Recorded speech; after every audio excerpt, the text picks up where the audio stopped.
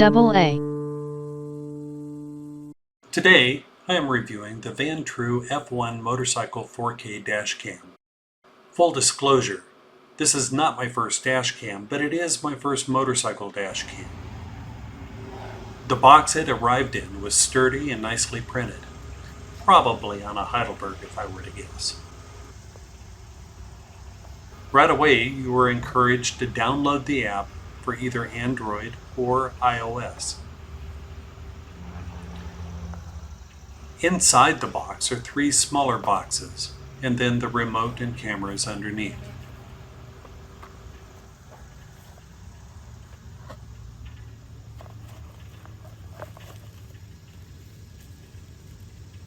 Each camera is covered in plastic with a disposable plastic protector covering each lens. The cameras are permanently labeled for easy identification regarding which is for the front and which should be facing rear. The remote control has a surprisingly thick cable compared to the others, but it also contains more wires, so I guess that makes sense.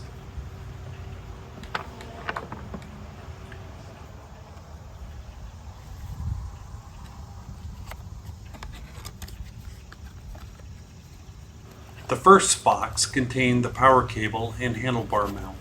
I will most likely not use the handlebar mount for my situation.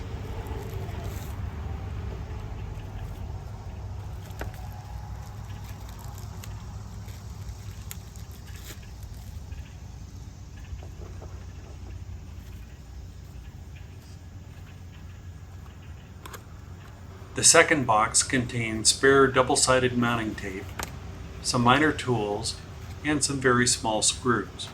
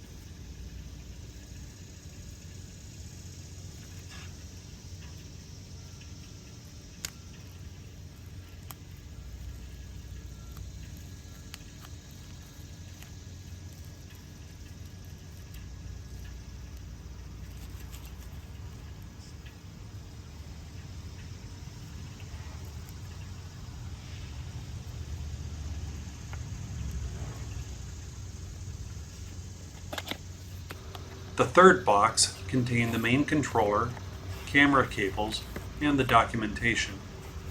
Just as a quick note, the documentation is pretty good. There are some translation little hiccups here and there, but nothing serious.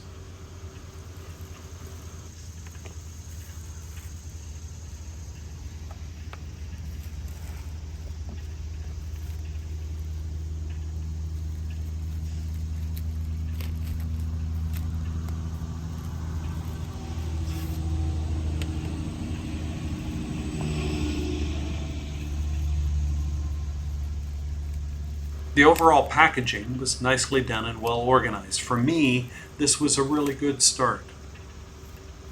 I'll be installing this on a 2014 Harley-Davidson Street Glide Special. I'm not actually doing this as a how-to video as much as a this is how I did it video. Even so, you may get some good ideas from what I did. Step 1 is to determine where you want the important parts to go. For the front camera, I chose a spot on the top of the fairing. This will provide a nearly unobstructed view with minimal vibration. Some people prefer a less visible location. For me, this is really what works. For the rear, I chose a location between the taillights. Again, my priority is on capturing good video. This was the location I felt works best for me. The next step is to make the electrical connections. On a Harley, the battery is not readily accessible, so doing this now makes the most sense. You can grab your manual and examine the wiring diagrams to find the best place to connect, or you can approach this in another way. First, remove the main fuse before messing around with the electrical. The other option is to disconnect the battery. Removing the fuse is easier and will provide some protection from small mistakes that create big headaches. The dash cam has 3 electrical connections. A positive red wire, this is the one with the inline fuse, a black negative connection, and a yellow accessory connection. The yellow ACC wire should only receive power when the bike is on. The positive and negative can be connected directly to the battery. Please note that I had already connected my positive lead to the battery when I started filming. Also, I was replacing my heated gear connection in conjunction with connecting the dash cam, so that's why you see me connecting an extra wire. Be sure to place the wire connectors under the washer. If you don't have a washer on your terminals, I suggest you add one.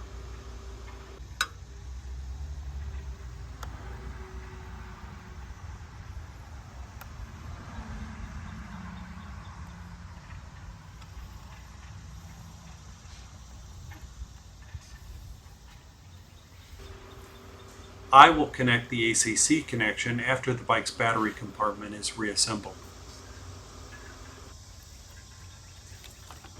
Carefully put everything back into place, ensuring none of the new wiring gets jammed, pinched, or damaged.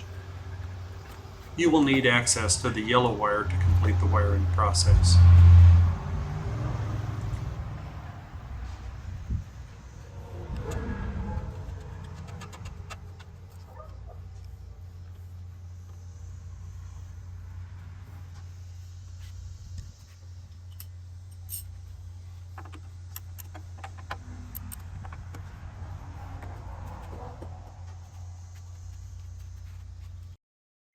I've seen some people tap into accessory power several different ways. One way is to connect in the fuse box. If you are doing that, it is important to know what is live when the bike is on and what only gets power when the bike is turned on. You can easily test this with a voltmeter. First, reinstall your main fuse.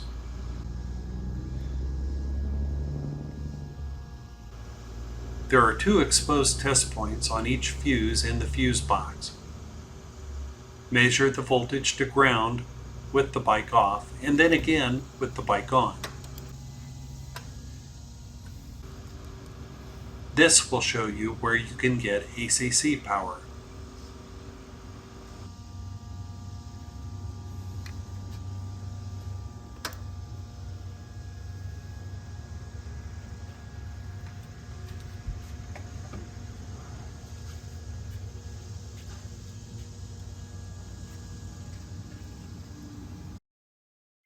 Some people insert the wire into the fuse clip and reinsert the fuse to hold the wire in place.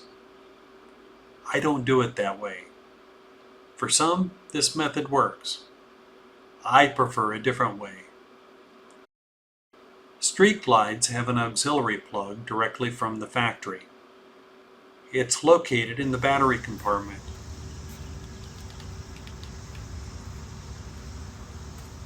It is plugged into a blank holder and is available for auxiliary devices such as heated seats or other items that may be added to the bike. You can purchase a plug that will fit this, or you can use an inline quick splice to piggyback on the wire. I'm showing the piggyback method.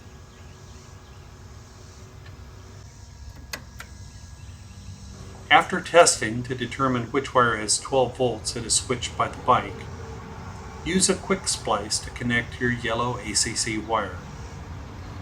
Quick splices are readily available on Amazon or pretty much any auto parts store.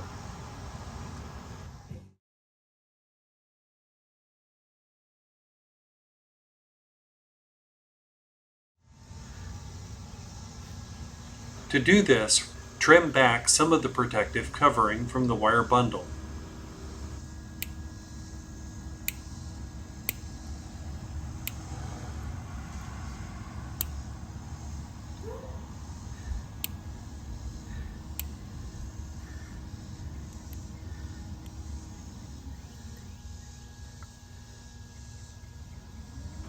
Clamp the continuous section of the quick splice over the wire that is switched on and off by the bike.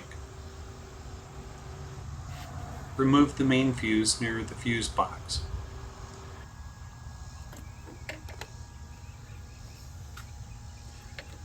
Insert the yellow wire into the quick splice's connector side with the blocked end.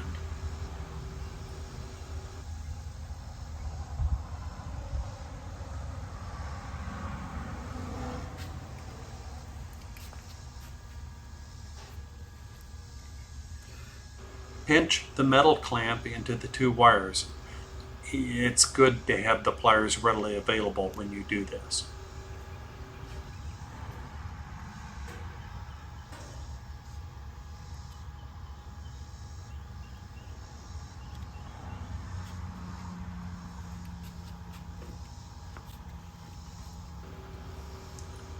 Once done, reinsert the main fuse.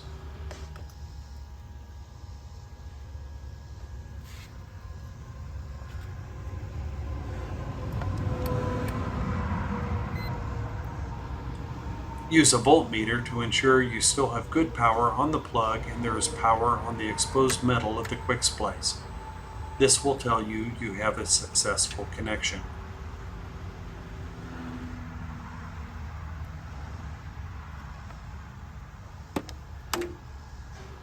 Once you have satisfactory voltage checks, close the clip on the quick splice.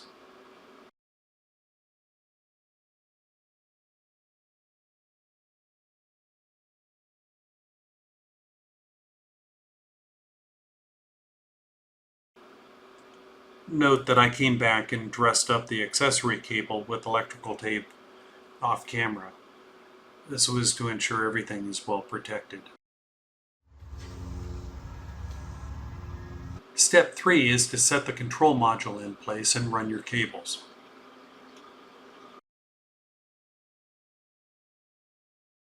Believe it or not, everything fit under the seat. Although it's not shown here, I secured the control module with wire ties to keep it from moving around during operation.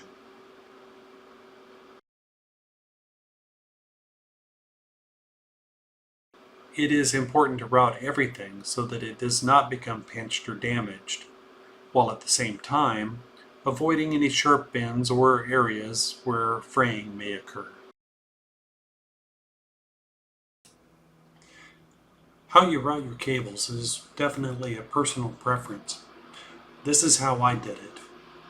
Basically showing the path, trying to keep everything fairly protected and in places where rubbing and interference isn't going to be a problem down the road, but also flexible enough that I'd be able to go back and change it if I run into problems later.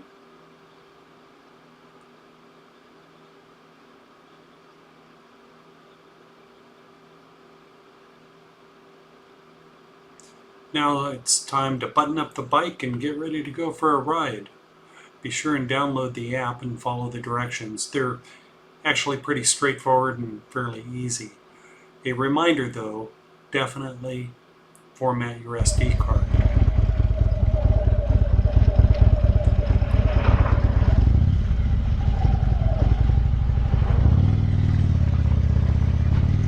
I noticed that once I got going, I started picking up a lot of wind noise. Then I've got to figure out what I can do to improve that for the future, but I mean, it wasn't horrible. I'd rather hear the sound of the motorcycle and the road and the things around me than the wind noise, so I'd like to get that one figured out. Other than that, the image is pretty good. I still, when I look at this, I feel like it maybe is tilted a little bit to the left, or to my other left, to the right.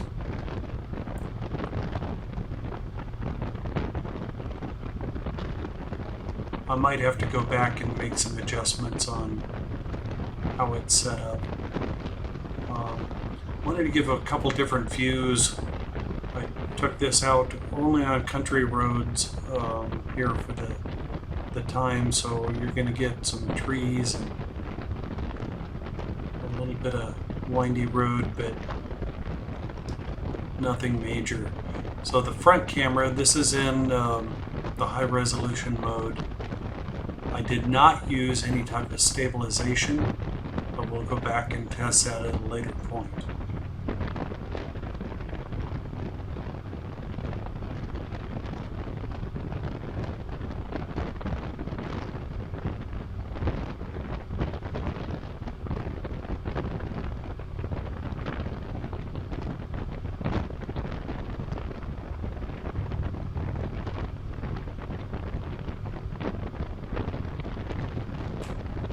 Here I tested the rear camera.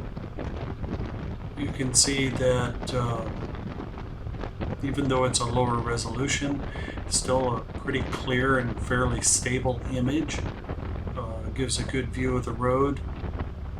I'll be interested to see what this looks like after a little bit of road grime and maybe some rain and some other things, but at least for right now, this looks pretty good to me.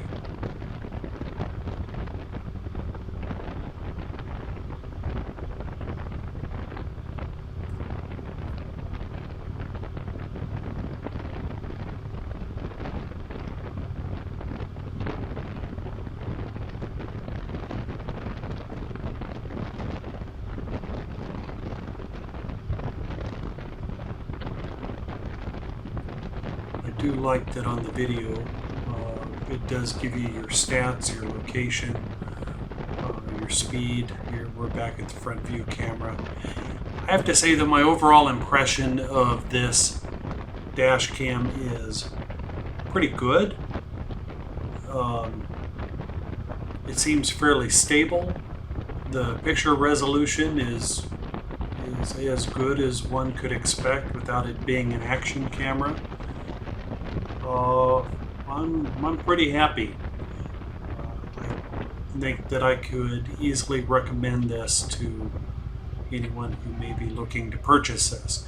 The installation was fairly straightforward. I think the hardest part was running my cables under the gas tank, but that's pretty normal for running any cables under a gas tank. Other than that, pretty straightforward. I'm very happy with the purchase. If you decide to buy this, have fun, good luck. Reach out in the comments if you have any questions.